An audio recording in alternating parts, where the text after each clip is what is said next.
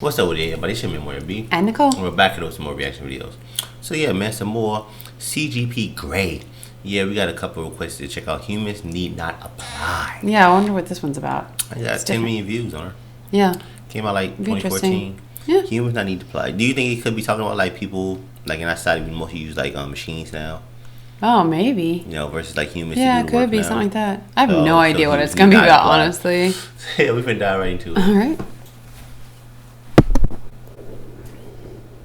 Every human used to have to hunt or gather to survive, but humans are smartly lazy, so we made tools to make our work easier. Right. From sticks to plows to tractors, we've gone from everyone needing to make food to modern agriculture with almost no one needing to make food. And yet, we still have abundance. Of course, it's not just farming, it's everything. We've spent the last several thousand years building tools to reduce physical labor of all kinds. Yeah. These are mechanical muscles, stronger, more reliable, and more tireless than human muscles ever could be. And that's a good thing. Replacing human labor with mechanical muscles frees people to specialize, and that leaves everyone better off, even those still doing physical labor. This is how economies grow and standards of living rise. Some people have specialized to be programmers and engineers whose job is to build mechanical minds. Just as mechanical muscles made human labor less in demand, so are mechanical minds making human brain labor less in demand.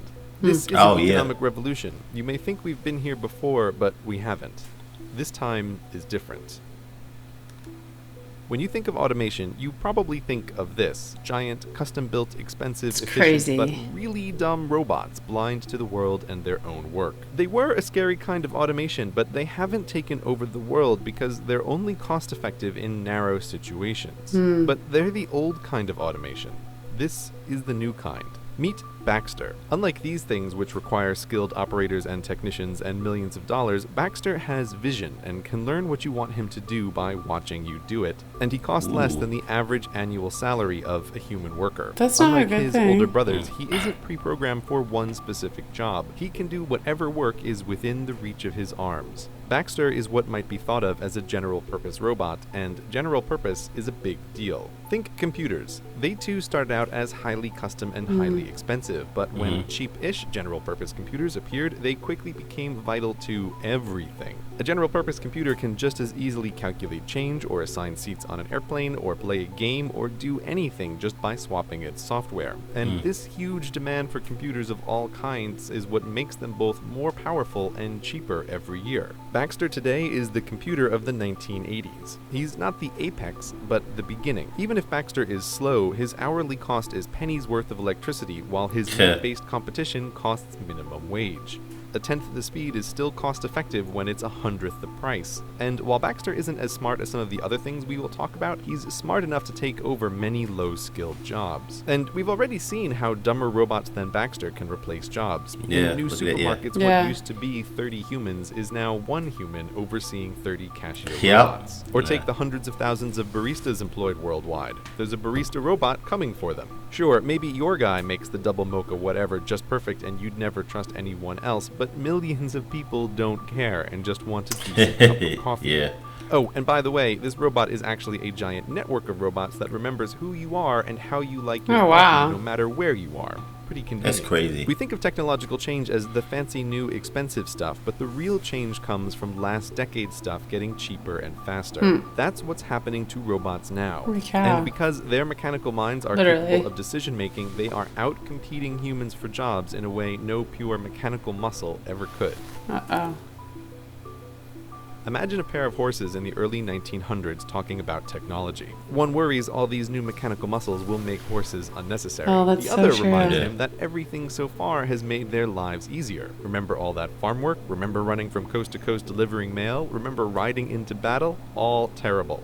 These new city jobs are pretty cushy, and with so many humans in the cities, there will be more jobs for horses than ever. Even if this car thingy takes off, he might say, there will be new jobs for horses we can't imagine. But you, dear viewer, from beyond 2000, know what happened. There are still working horses, but nothing like before. The horse population peaked in 1915. From that point on, it was nothing but down. There isn't a rule of economics that says better technology makes more better jobs for horses. It sounds shockingly dumb to even say that out loud, but swap horses for humans and suddenly people think it sounds about right. As mechanical muscles pushed horses out of the economy, mechanical minds will do the same to humans. Not immediately, not everywhere, but in large enough numbers and soon enough that it's going to be a huge problem if we're not prepared, and we're not prepared.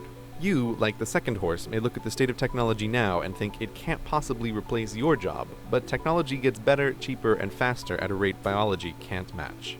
Just as the car was the beginning of the end for the horse, so now does the car show us the shape of things to come. Self-driving cars aren't the future. They're here and they work. Self-driving cars have traveled hundreds of thousands of miles up and down the California coast and through cities, all without human intervention. The question is not if they'll replace cars, but how quickly. They don't need to be perfect, they just need to be better than us. Human drivers, by the way, kill 40,000 people a year with cars just in the United States. Wow. Given that self-driving cars don't blink, don't text while driving, don't get sleepy or stupid, it's easy to see them being better than humans because they already are. Yeah, but I could see them malfunctioning cars too. As cars at all is like calling the first cars mechanical horses. Cars in all their forms are so much more than horses that using the name limits your thinking about what they can even do.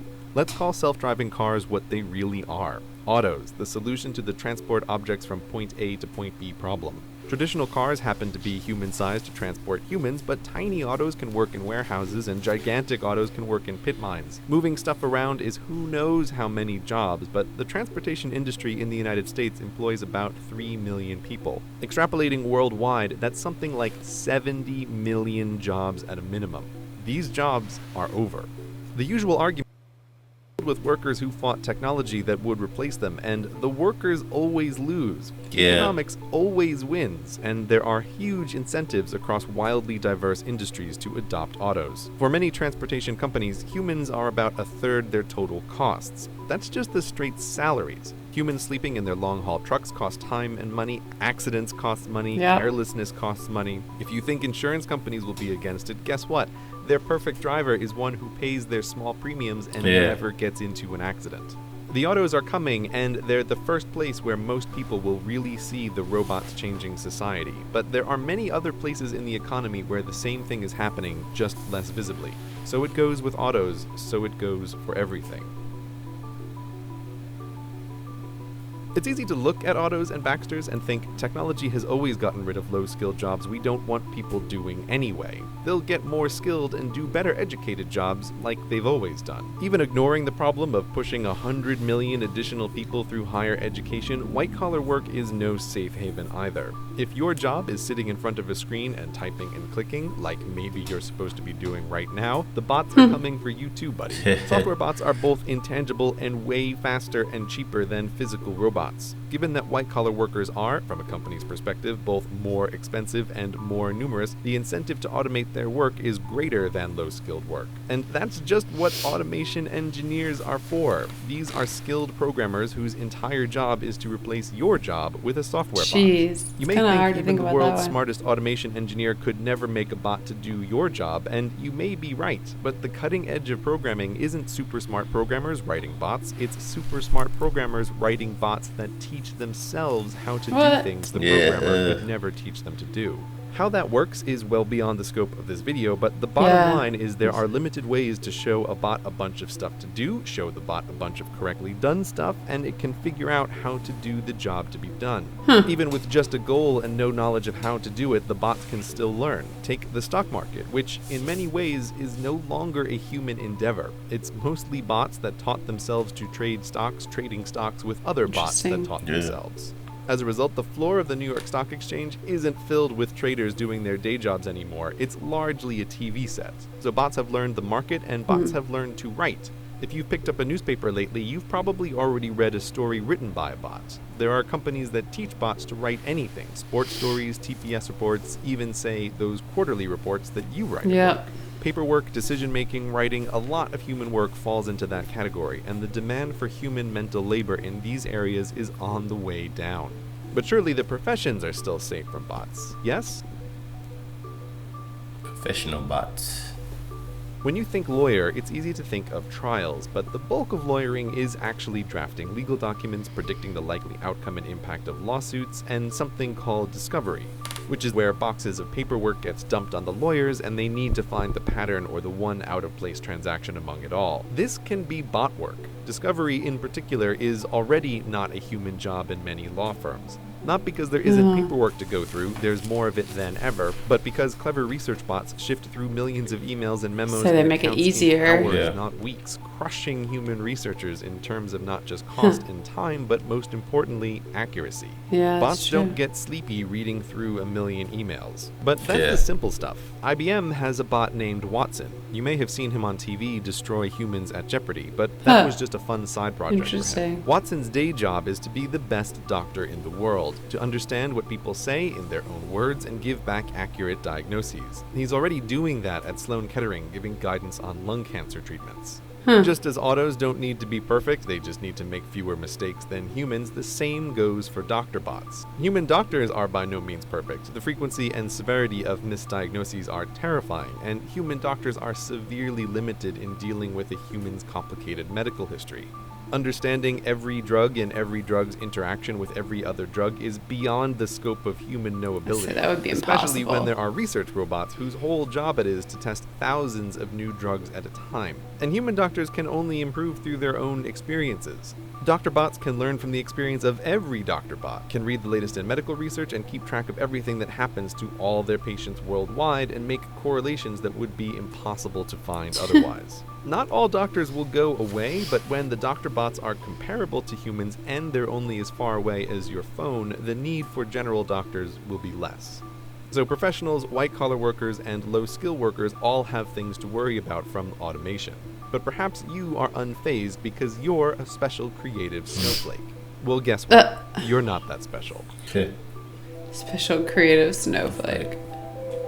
Creativity may feel like magic, but it isn't. The brain is a complicated universe, but that hasn't stopped us from trying to simulate it. There is this notion that just as mechanical muscles allowed us to move into thinking jobs, that mechanical minds will allow us to move into creative work. But even if we assume the human mind is magically creative, it's not, but just for the sake of argument, artistic creativity isn't what the majority of jobs depend on. The number of writers and poets and directors and actors and artists who actually make a living doing their work is a tiny, tiny portion of the labor force. Yeah. And given that these are professions dependent on popularity, they'll always be a very small portion of the population. Yeah. There can't be such a thing as a poem and painting-based economy.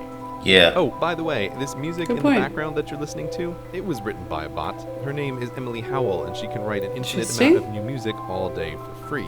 And people can't tell the difference between her and human composers when put to a blind test. Artificial creativity gets weird fast. What does that even mean? But nonetheless, it's a developing field. People used to think that playing chess was a uniquely creative human skill that machines could never do, right up until the point they beat the best of us. And so it will go for all human talents. Yeeks.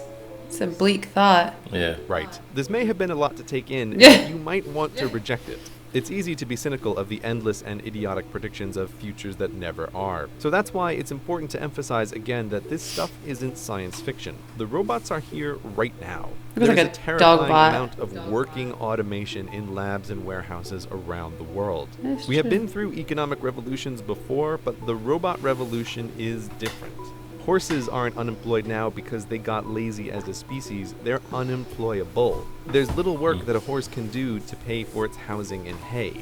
And many bright, perfectly capable humans will find themselves the new horse, unemployable through no fault of their own. Oh, But if you jeez. still think new jobs will save us, here is one final point to consider. The US Census in 1776 tracked only a few kinds of jobs. Now, there are hundreds of kinds of jobs, but the new ones are not a significant part of the labor force. Here's the list of jobs ranked by the number of people who perform them. It's a sobering list with the transportation industry at the top. Continuing downward, all of this work existed in some form 100 years ago, and almost all of them are easy targets for automation. Only when we Yeah. get to number 33 on the list is there finally something new. Don't think that every barista or white-collar worker need lose their job before things are. The unemployment rate during the Great Depression was 25%. The list above is 45% of the workforce.